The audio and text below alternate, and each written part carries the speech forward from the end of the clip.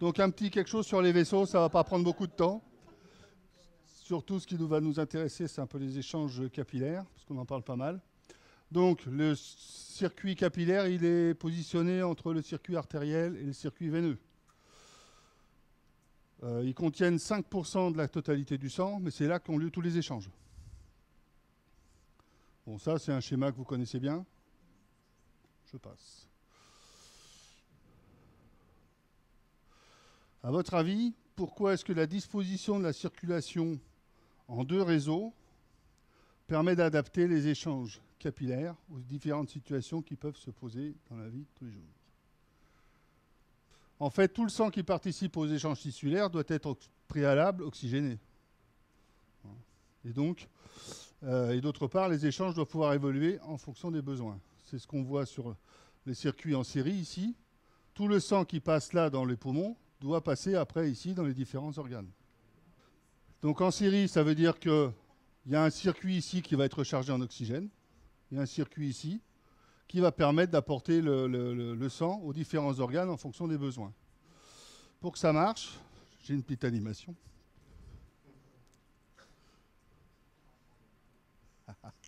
Alors, je vais essayer de vous mettre ça au max. Donc ce qu'il faut, c'est suivre les flèches. Vous voyez qu'en fait, le temps que le sang qui passe dans la petite circulation, il faut que toute la quantité qui passe là-haut, ça représente la même quantité que celle qui passe dans la grande circulation, sinon ça ne marche pas.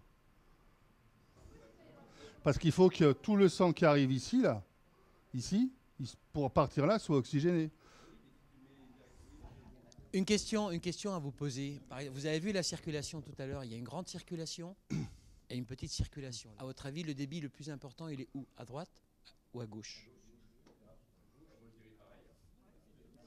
À gauche, pareil. Pareil. Pareil. Comment voulez-vous qu'il soit différent? S'il y en a un... Non, c'est vachement important. Il est pareil. S'il y a un retard de l'une par rapport à l'autre, c'est pas possible. En revanche, il y a une énorme différence, c'est la pression. La pression est très faible dans la petite, il est très important dans la grande. C'est très important à retenir ça. Sur le plan de l'image, si je peux faire vraiment sortir un peu de ce cadre-là, juste imaginez-vous en fait une girafe. Elle a besoin, lorsqu'elle se baisse pour manger et qu'elle lève sa tête, elle a besoin d'un débit qui lui arrive jusqu'en haut. Donc elle a une pression très importante. C'est l'animal en fait, qui a le débit le plus important et la pression la plus élevée à gauche, c'est-à-dire la grande circulation. Pour le poumon, on a besoin juste de monter le sang jusqu'ici. Et encore, il arrive à peine. Alors qu'à gauche, ça c'est la droite, à gauche, le sang peut monter assez haut. Quelle est la pression normale dans la pression gauche? Oui, c'est faible ça. C'est quand on vous dit, par exemple, quand vous allez chez le médecin et puis il vous dit 12... 120. On voit les gens qui n'ont pas d'hypertension. Le réseau artériel, comme vous savez, il est modérément élastique, il est riche en fibres musculaires lisses. C'est ce qui permet justement la vasoconstriction sous l'influence du sympathique ou la vasodilatation quand le sympathique ne fonctionne plus. On l'a vu tout à l'heure. C'est un régime, comme vous l'a dit sa mère, où règne des hautes pressions. Le système permet de passer d'un régime, d'un écoulement qui est discontinu, puisque à chaque contraction, on envoie beaucoup de sang, puis ça s'arrête le temps de la diastole ventriculaire, puis la systole suivante, on renvoie du sang. Donc c'est un régime qui est discontinu au départ pour arriver de manière continue au niveau des capillaires. Sinon, un coup, il y aurait du sang dans les capillaires, un coup, il n'y aurait rien. Un coup, il y aurait des échanges, un coup, il n'y en aurait pas. Les artères, pour les étudier, c'est pas très compliqué. Vous savez tous prendre votre pouls. Et par la prise de la tension artérielle, qu'on ne vous demande pas de faire. Hein, qui correspond à la tension artérielle, c'est la pression qui est subie par les parois des artères, à l'endroit où on la prend. Le pouls, c'est donc le témoin de l'activité cardiaque. Hein, c'est l'onde de choc qui est transmise depuis la paroi de l'aorte jusqu'à l'endroit où vous prenez votre pouls. Ça renseigne d'une part sur la fréquence cardiaque, évidemment, mais aussi sur la vigueur de cette éjection.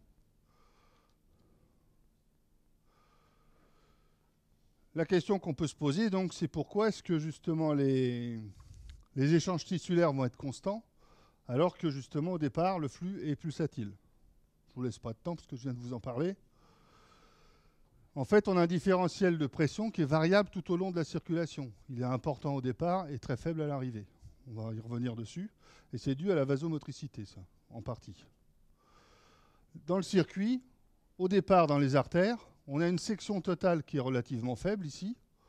Au niveau capillaire, ça se partage beaucoup. La section, hein, c'est si on coupe par la tranche, elle devient très importante. Au niveau des capillaires, pour après les capillaires se rejoignant au niveau veineux, diminuer de nouveau. La vitesse moyenne dans le circuit artériel, elle est assez rapide. La section grossit d'un seul coup au niveau des capillaires et la vitesse va chuter dans les capillaires. Ça va de ce fait-là améliorer même les échanges. De même, la pression va suivre le même régime. Elle va rester basse, mais ici, à la sortie du système capillaire, elle va rester basse aussi. Et ça, c'est dû au niveau veineux à l'absence de vasomotricité.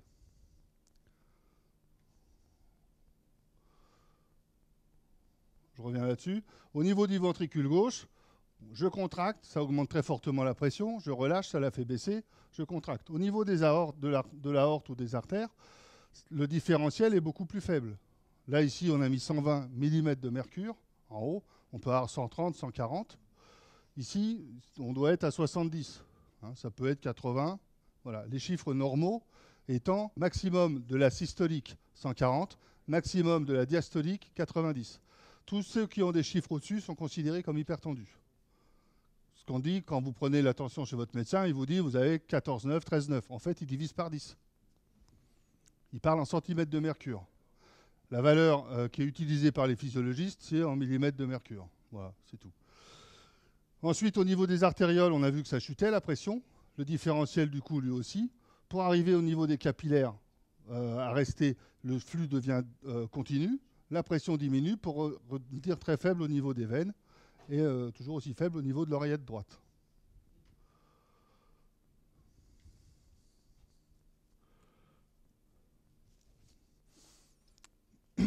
Pour ralentir, justement, pour diminuer ce débit, on va augmenter les résistances au niveau des vaisseaux. Et pour augmenter les résistances, il suffit de les refermer un petit peu. Ça dépend d'une part de la longueur du vaisseau, mais aussi justement de cette vasomotricité. En diminuant le diamètre, ça augmente la résistance à l'écoulement, ça augmente la pression qui est en amont, ça fait chuter la pression qui est derrière, et donc ça permet de redistribuer le débit en fonction des besoins. La vasodilatation va permettre exactement le phénomène inverse. Je vous donne ici, pour vous expliquer ce qui se passe au niveau des capillaires, on verra sur un schéma après ça. Hein. Vous avez les artères, les artérioles, les capillaires, artériels d'abord, veineux ensuite. Tout ça, le changement est continu. Il n'y a pas d'un seul coup, je passe d'une structure à une autre. Ça se fait progressivement. C'est au niveau des capillaires, on a dit tout à l'heure, que se produisent les échanges, qu'ils soient gazeux ou qu'ils soient de métabolites ou de nutriments. La structure, vous voyez, bon, je passe un petit peu vite. Vous avez ici l'endothélium, c'est ce qu'on appelle, c'est ce qui représente la paroi en fait, hein, les cellules de la paroi. Tout ça, c'est entouré de cellules musculaires lisses qui vont permettre justement de fermer le calibre. Voilà, l'organisation ici, artère artérielle capillaire, vénule et veine. Vous voyez ici que le circuit artériel normal est par là. Vous avez une artériole qui démarre ici, qui va se transformer en capillaire. Et on voit à chaque bifurcation, ici on a représenté des muscles qu'on appelle les sphincters, qui sont juste avant les capillaires. Et s'ils se ferment, ces sphincters-là, sous l'influence de la vasomotricité, le sang va passer directement de l'artère à la veine, sans échange. Ça s'appelle un shunt artério-veineux. Par exemple, le froid, ou même parce que dans un organe, il n'y a pas besoin ici d'amener des nutriments, parce qu'il ne fonctionne pas, ou au ralenti. Donc il en a suffisamment dans ce qui est réservé, dans les réserves qu'il y a là. On ne lui en donne pas, donc le sang va aller directement plus loin. Bon, juste pour vous montrer l'athérome, vous en avez tous entendu parler. L'athérome, c'est ce qui... Comment? C'est surtout la graisse, le cholestérol, le mauvais cholestérol qui se dépose sur la paroi des vaisseaux progressivement au fur et à mesure que la vie avance. Et donc, comme vous voyez, c'est pas terrible, ça a tendance à boucher les vaisseaux. Donc ça fonctionne moins bien. Vous comprenez bien que si vous avez des plaques d'athérome comme ça, et avec l'âge, on en fabrique tous un petit peu, le sang ici va circuler moins bien.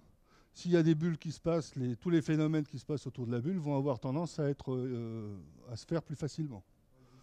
Ici, on vous a représenté le cœur, justement, avec cette paroi. S'il y a de l'athérome ici sur une paroi d'une artère qui vient ici, le sang ne va pas arriver. À l'effort, on a vu qu'on avait besoin d'en amener plus, d'amener plus d'oxygène. Si les cellules musculaires ne sont pas suffisamment irriguées à cet endroit-là, on peut avoir d'abord l'angine de poitrine, c'est juste des douleurs. À un stade de plus, la zone va mourir, ça s'appelle un infarctus. Bon, c'était pour détendre l'atmosphère. Comment ? Pour éviter ça, il ne faut pas manger trop de cholestérol. Il vaut mieux surveiller qu'on n'en a pas. Il ne faut pas être diabétique, il ne faut pas vieillir. Le whisky, ça marche aussi, mais à dose homéopathique. Donc, le vin rouge aussi marche.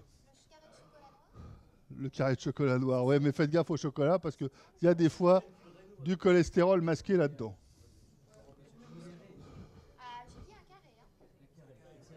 Donc c'est à dose homéopathique hein, quand même. Alors, une fois qu'on a vu les artères, les capillaires, on attaque les veines. Les veines, on dit que c'est un système capacitif, par opposition au système artériel qui est résistif, qui a plus de résistance, sous l'effet de la vasomotricité. Là, il n'y en a pas. Là, c'est élastique. Donc, pour augmenter, si la pression, comme la pression capillaire baisse fortement, ici, c'est un système élastique. En fait, il n'y a rien qui va permettre d'augmenter la pression, et la pression reste basse. Comme vous l'avez dit tout à l'heure, je crois, les veines du bas du corps, ici, là, le sang n'a pas assez de pression pour remonter tout seul, quand on est debout. Donc, pour l'aider, il y a d'une part dans les veines, je vous montre un schéma après, hein, d'une part dans les veines des valvules qui empêchent le sang de redescendre, dans les veines du bas du corps, les valvules qu'on dit en nid de pigeon. Hein. Quand vous allez contracter vos muscles, du mollet notamment, ça va écraser les veines et ça va permettre au sang de remonter. Quand vous marchez, vous appuyez sur ce qu'on appelle le coussinet plantaire, ça va chasser les veines qui sont là-dessous vers le mollet. Donc le piétinement, c'est ce qui explique que le piétinement ne soit pas très bon.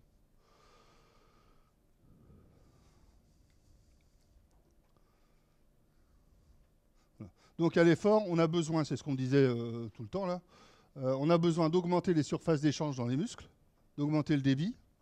Donc on va ouvrir plus de vaisseaux et on va essayer d'accélérer le débit cardiaque. Et puis dans les organes où c'est pas utile, on va plutôt essayer de diminuer les apports de sang. C'est pour ça que c'est pas très intéressant d'aller courir par exemple en sortie de repas.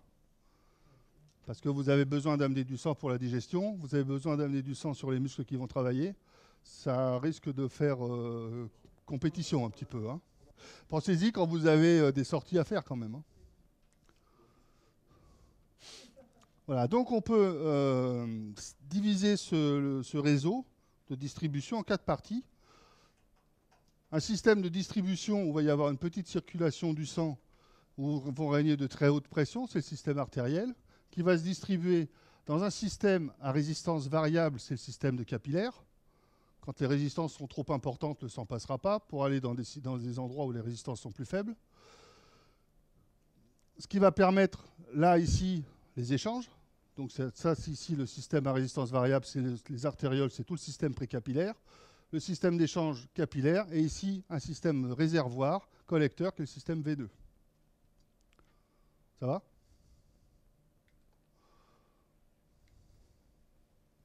Est-ce que vous avez des questions sur le... Quand ça marche moins bien, c'est vous avez des jambes qui gonflent. Hein. Le sang a du mal à remonter.